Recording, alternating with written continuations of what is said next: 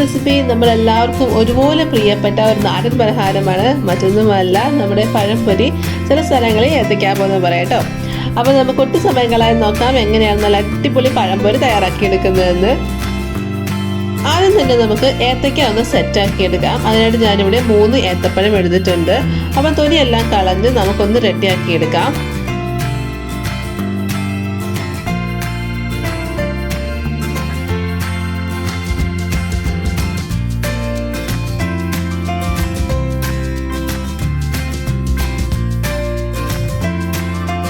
ഞാനിപ്പോൾ ഇവിടെ നടുവേ ഒന്ന് കട്ട് ചെയ്തിട്ട് സ്ലൈസ് ചെയ്തെടുക്കാനാണ് പോകുന്നത്. അപ്പം നിങ്ങൾക്ക് വേണമെങ്കിൽ മുഴുവനായിട്ട് വേണമെങ്കിൽ സ്ലൈസ് ചെയ്തെടുക്കാം കേട്ടോ. നമുക്ക് ചായക്കടയിലൊക്കെ കിട്ടിട്ടില്ലേ, അത് നേരെ നമ്മൾ സ്ലൈസ് ചെയ്തെടുക്കത്തേ ഉള്ളൂ. ഇപ്പം ഞാനിവിടെ ജസ്റ്റ് നടുവേ ഒന്ന് കട്ട് ചെയ്തെടുക്കുന്നുണ്ട്. അപ്പോൾ നമ്മൾ വീട്ടിലൊക്കെ ചെയ്യുമ്പോൾ സാധാരണ എല്ലാവരും തന്നെ നടുവേ കട്ട് ചെയ്തിട്ടാണല്ലേ എടുക്കാറ്.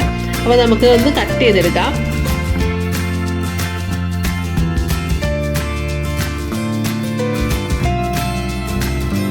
അപ്പോൾ നമ്മുടെ ഏത്തപ്പഴമൊക്കെ നമ്മൾ സ്ലൈസ് ചെയ്തെടുത്തിട്ടുണ്ട്. ഇനി നമുക്ക് ഡിപ്പ് ചെയ്യാനുള്ള ബാറ്റർ ഒന്ന് തയ്യാറാക്കിയെടുക്കാം.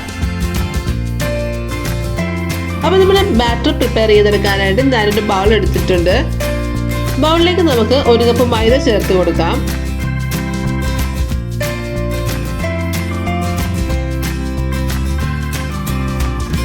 അടുത്തത് നമ്മുടെ അരിപ്പൊടിയാണ് കേട്ടോ. 2 ടേബിൾ സ്പൂൺ അരിപ്പൊടി കൂടെ നമുക്ക് ആഡ് ചെയ്യാം. 1 നുള്ളു മഞ്ഞൾപ്പൊടി കൂടി നമുക്ക് ചേർത്ത് കൊടുക്കാം. ടേസ്റ്റ് ഒന്ന് ബാലൻസ് ചെയ്യാനായിട്ട് നമുക്ക് 1 നുള്ളു ഉപ്പ് കൂടെ ആഡ് ചെയ്യാം.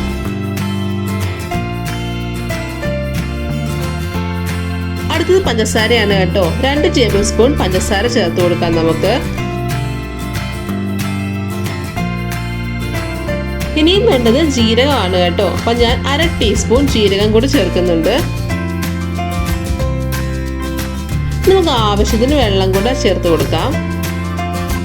ഇവയെല്ലാം കൂടെ ചേർത്ത് നമുക്ക് നന്നായിട്ട് മിക്സ് ചെയ്തെടുക്കാം കേട്ടോ. അപ്പോൾ നിങ്ങൾക്ക് കൈ ഉപയോഗിക്കാം, അതല്ല ഫോർക്കോ സ്പൂണോ, ഇനി അതല്ല വിസ്ക് ഉണ്ടെങ്കിൽ വിസ്ക് ആണെങ്കിൽ ഉപയോഗിച്ച് നന്നായിട്ട് മിക്സ് ചെയ്തെടുക്കാം നമുക്ക്. അപ്പം നമ്മൾ അരിപ്പൊടി ചേർക്കുന്നതെന്ന് വെച്ച് കഴിഞ്ഞാൽ അപ്പോൾ ഒരുപാടൊന്നും ചേർക്കേണ്ട 2 ടേബിൾ സ്പൂൺ നമ്മൾ ചേർത്തുള്ളൂ.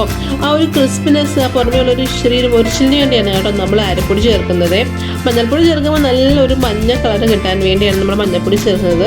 അത് നിർബന്ധമല്ല, നിങ്ങൾക്ക് വേണമെന്നുണ്ടെങ്കിൽ സ്കിപ്പ് ചെയ്യാം കേട്ടോ. മഞ്ഞൾപ്പൊടി വേണമെങ്കിൽ സ്കിപ്പ് ചെയ്യാം. പക്ഷെ നല്ലൊരു എന്താ പറയുക, നല്ലൊരു മഞ്ഞ കളർ കാണുമ്പോൾ ഒരു പ്രത്യേക ഭംഗി നമ്മുടെ പഴംപൊരിക്ക്. അതിനാണ് നമ്മൾ മഞ്ഞൾപ്പൊടി ചേർക്കുന്നത്. അതുപോലെ പഞ്ചസാര കാര്യമാണെങ്കിൽ പഞ്ചസാര നിങ്ങൾക്ക് മധുരത്തിനനുസരിച്ച് ചേർത്ത് കൊടുക്കാം. ഞാനിവിടെ 2 ടേബിൾ സ്പൂൺ ചേർത്തിട്ടുണ്ട്. ഒരു മീഡിയം മധുരം നമുക്ക് കിട്ടും കേട്ടോ. അതിൽ കൂടുതൽ മധുരം വേണമെന്നുണ്ടെങ്കിൽ നിങ്ങൾക്ക് ചേർക്കാം. ഒരുപാട് അങ്ങ് മധുരം ആവേണ്ട കേട്ടോ. കാര്യം എന്ന് വെച്ച് കഴിഞ്ഞാൽ നമ്മുടെ പഴംപൊരിയുടെ കോട്ടിംഗ് ഉണ്ടല്ലോ, ഒന്ന് ഗോൾഡൻ കളറായപ്പോൾ നമ്മൾ ഫ്രൈ ചെയ്തിരിക്കുമ്പോൾ കുറച്ച് ഡാർക്ക് ഗോൾഡൻ, കുറച്ച് മൊരിച്ചിലങ്ങ് കൂടിപ്പോകും. അതുകൊണ്ടാണ് പഞ്ചസാര ഒരുപാട് അധികം ചേർക്കേണ്ടതെന്ന് പറഞ്ഞത്. ജീരകത്തിന് പകരം നിങ്ങൾക്ക് ഏലക്ക വേണമെങ്കിൽ ഉപയോഗിക്കാം കേട്ടോ. നിർബന്ധമല്ല, നിങ്ങൾക്ക് ഏത് വേണമെങ്കിലും യൂസ് ചെയ്യാം. ആ ജീരകം ചേർക്കുമ്പോൾ വേറൊരു പ്രത്യേക ടേസ്റ്റ് ഉണ്ട്. അപ്പോൾ അതിന് പകരം നിങ്ങൾക്ക് ഏലക്ക വേണമെങ്കിലും ചേർത്ത് കൊടുക്കാം. അങ്ങനെ നമ്മുടെ ബാറ്റർ റെഡി ആയിട്ടുണ്ട്. എല്ലാം കൂടെ മിക്സ് ചെയ്തെടുത്തിട്ടുണ്ട്. ഒരുപാടങ്ങ് ലൂസായി പോകല് കേട്ടോ. അപ്പോൾ ഒരുപാടങ്ങ് തിക്കോ ആവല്, രണ്ടിൻ്റെയും ഇടയ്ക്ക് നിൽക്കുന്ന ഒരു പരുവായിരിക്കണം കേട്ടോ. അപ്പം നമ്മുടെ പഴംപൊരി ഫ്രൈ ചെയ്തെടുക്കാനായിട്ട് ഞാൻ ഉരുളി എടുത്തിട്ടുണ്ട്. അപ്പോൾ നമ്മുടെ ഉരുളിയിലേക്ക് നമുക്ക് ആവശ്യത്തിന് ഓയിൽ ആഡ് ചെയ്ത് കൊടുക്കാം. അങ്ങനെ എണ്ണയൊക്കെ നന്നായിട്ട് ചൂടായിട്ടുണ്ട് കേട്ടോ. അതിലേക്ക് നമ്മൾ തയ്യാറാക്കിയിട്ടുള്ള നമ്മുടെ പഴംപൊരിയുടെ ബാറ്ററിൽ ഡിപ്പ് ചെയ്തിട്ട് നമുക്ക് ഏതൊക്കെ ഓരോന്നോരോന്ന് ആഡ് ചെയ്ത് കൊടുക്കാം. അപ്പോൾ എണ്ണയുടെ ടെമ്പറേച്ചർ മെയിൻറ്റെയിൻ ചെയ്യാൻ പ്രത്യേകം ശ്രദ്ധിക്കണം കേട്ടോ. നല്ല ഹൈ ഫ്ലെയിമിൽ ഇട്ടിട്ട് നല്ല ചൂടായതിനു ശേഷം മാത്രമേ നമ്മുടെ പഴംപൊരി എണ്ണയിലേക്ക് ഇട്ട് കൊടുക്കാവൂ കേട്ടോ. അതിനുശേഷം ഒരു മീഡിയം ചൂട് കീപ്പ് ചെയ്തു കേട്ടോ.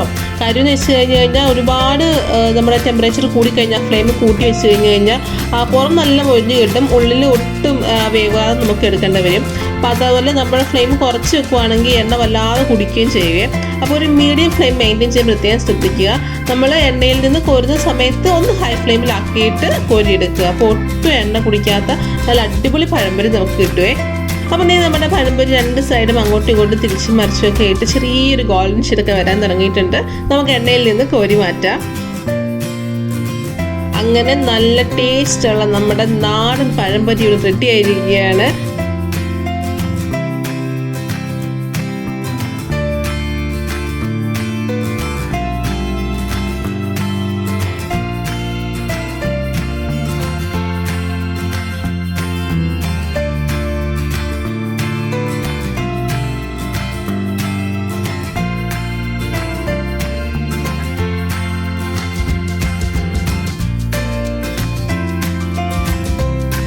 ഉണ്ടായിരുന്നു നമ്മുടെ റെസിപ്പി? അടിപൊളിയായിട്ടില്ലേ? അപ്പോൾ ഇന്നത്തെ റെസിപ്പി എല്ലാവർക്കും ഇഷ്ടപ്പെട്ടെന്ന് പ്രതീക്ഷിക്കുന്നു. ഇഷ്ടപ്പെട്ട് കഴിഞ്ഞാൽ ലൈക്ക് ചെയ്യുക, ഷെയർ ചെയ്യുക. ആദ്യമായിട്ട് വീഡിയോസ് കാണുന്നവരുണ്ടെങ്കിൽ ചാനൽ സബ്സ്ക്രൈബ് ചെയ്യാനും വിട്ടുപോകണ്ട കേട്ടോ. തൊട്ടടുത്തുള്ള ബെല്ലൈക്കൻ കൂടെ ഒന്ന് എനേബിൾ ചെയ്തേക്ക്. അപ്പോൾ ഞാനിടുന്ന വീഡിയോസ് ഒന്നും മിസ്സാകാതെ നിങ്ങൾക്ക് കാണാനും പറ്റുമേ. ഇതുപോലത്തെ നല്ല നല്ല റെസിപ്പീസുമായിട്ട് നമുക്ക് വീണ്ടും കാണാം. അതുവരെ ബൈ, ടേക്ക് കെയർ. രുചിയുടെ വർണ്ണങ്ങൾ നിങ്ങളുടെ മനസ്സ് നിറയ്ക്കട്ടെ. സ്നേഹത്തോടെ റോഷ്നി ഫുഡ് ആൻഡ് ലൈഫ്.